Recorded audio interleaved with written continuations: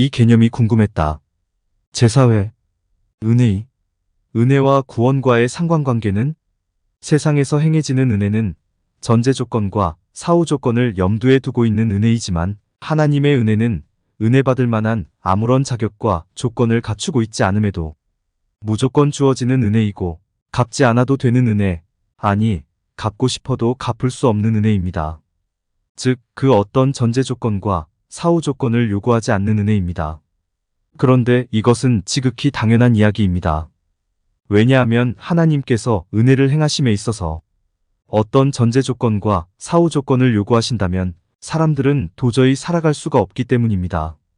사람 스스로의 능력으로는 하나님의 은혜를 대체할 만한 그 무엇도 결코 마련할 수 없기에 하나님께서 하나님의 은혜의 조건을 다시면 사람들은 도저히 살아갈 수 없습니다. 예를 들어보겠습니다. 하나님께서 햇빛이라는 은혜를 주십니다. 그런데 부지런한 농부에게는 하루 10시간 동안 햇빛을 주시고 게으른 농부에게는 하루 딱 2시간 동안만 햇빛을 주신다고 가정해 보겠습니다. 이 이야기는 게으른 농부는 죽으라고 하는 이야기와 똑같은 이야기입니다. 농부에게는 햇빛을 대체할 만한 아무런 수단과 방법이 없기에 부지런하던 부지런하지 않던 똑같은 질과 똑같은 양의 햇빛이라는 은혜를 농부에게 주셔야만 하는 것입니다. 이처럼 하나님의 은혜에 전제 조건이 있으면 사람이 살아갈 수가 없습니다. 또 하나님께서 공기라는 은혜를 주셔서 사람이 호흡하며 살아갈 수 있도록 하셨습니다. 그런데 하나님께서 자신이 호흡한 만큼의 공기값을 내라고 요구하셨다고 가정해 보겠습니다. 사람이 온전히 살아갈 수 있겠습니까? 없겠습니까? 살아갈 수 없습니다. 이처럼 하나님의 은혜에 사후 조건이 있으면 사람이 살아갈 수가 없습니다. 따라서 하나님의 은혜는 그 어떤 전제 조건, 그 어떤 사후 조건도 따르지 않는 무조건적인 은혜여야만 하는 것입니다. 이 무조건적인 하나님의 은혜의 절정이 바로 하나님의 구원 사역입니다. 즉, 죄인이 된 사람을 죄로부터 해방시키신 은혜입니다. 사람이 죄인이 되었다는 의미는 창조 때 하나님께서 사람에게 주신 하나님의 심정과 마음, 하나님의 성품과 속성, 하나님의 가치와 원리를 모두 잃어버리고 죄의 심정과 마음, 죄의 성품과 속성, 죄의 가치와 원리를 가진 존재가 되었다는 의미입니다. 또 사람은 본래 하나님께 속한 존재였으나 이제는 죄에게 속한 존재, 즉 죄의 종이 되었다는 의미입니다. 사람이 죄에게 속한 존재이기에 죄가 사람의 마음을 지배하고 다스리고 통치합니다. 죄가 사람의 모든 것을 조종하고 주관합니다. 이 의미는 사람 스스로의 능력으로는 자신이 죄인이라는 것을 도저히 알 수도 없고 사람 스스로의 능력으로는 죄에게서 돌이켜 하나님께로 돌아가야 한다는 생각과 시도조차 해볼 수 없다는 의미입니다. 이런 사람에게 필요한 것이 무엇이겠습니까? 하나님에 대해 완벽하게 무지한 상태에 빠져있는 죄인에게 필요한 것이 무엇이겠습니까? 오로지 죄의 원리로만 생각하고 오로지 죄의 원리로만 판단하고 오로지 죄의 원리로만 결정하고 오로지 죄의 원리로만 행동하는 죄인에게 필요한 것이 무엇이겠습니까? 스스로 죄의 사슬에서 벗어날 수 없고 결국은 죄로 인하여 멸망의 길을 걸어갈 수밖에 없는 죄인에게 필요한 것이 무엇이겠습니까? 누군가의 도움, 누군가의 혜택, 누군가의 손길, 즉 은혜 이외에는 아무것도 기대할 것이 없습니다. 그렇습니다. 누군가가 은혜를 베풀어 주지 않으면 사람은 영영 죄의 사슬에 묶여 살아갈 수밖에 없는 운명입니다. 누군가가 은혜를 베풀어 주지 않으면 사람은 죄인으로 태어나 죄인으로 살다가 죄인으로 죽을 수밖에 없고 결국 인류는 죄로 인하여 멸망의 길을 갈 수밖에 없는 것입니다. 그래서 하나님께서 육신을 입고 예수 그리스도로 이 땅에 오셔서 십자가 사역을 행하심으로써 모든 사람을 죄로부터 구원해 주신 것입니다. 이 지점에서 여쭈어 보겠습니다. 예수님께서 십자가에 달려 죽으시기 직전에 사람들에게 어떤 요구를 하신 적이 있었습니까? 없었습니까?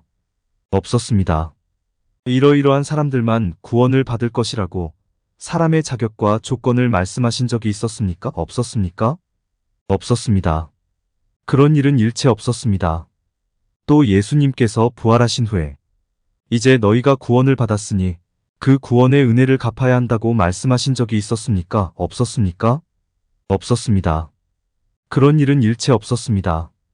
예수님은 평안하냐고 물으셨을 뿐이고 이제는 평안하라고 선포하셨을 뿐입니다. 이처럼 하나님의 구원의 은혜도 거저 공짜로 무료로 모든 사람에게 주어진 것이고 모든 사람에게 유효한 것입니다. 모든 사람이 죄인이었기에 모든 사람에게 적용되고 모든 사람에게 유효한 것은 너무나 당연한 귀결입니다. 그런데 도저히 이해할 수 없는 일들이 일어납니다.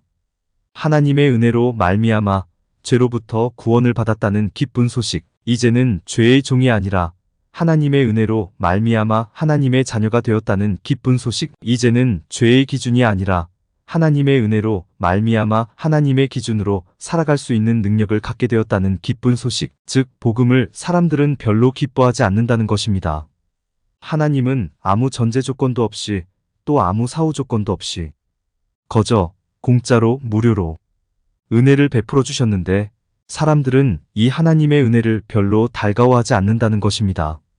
이미 은혜를 받았음에도 불구하고 은혜 받지 않은 사람으로 자처하며 살아가는 사람들 또한 많이 있다는 것입니다.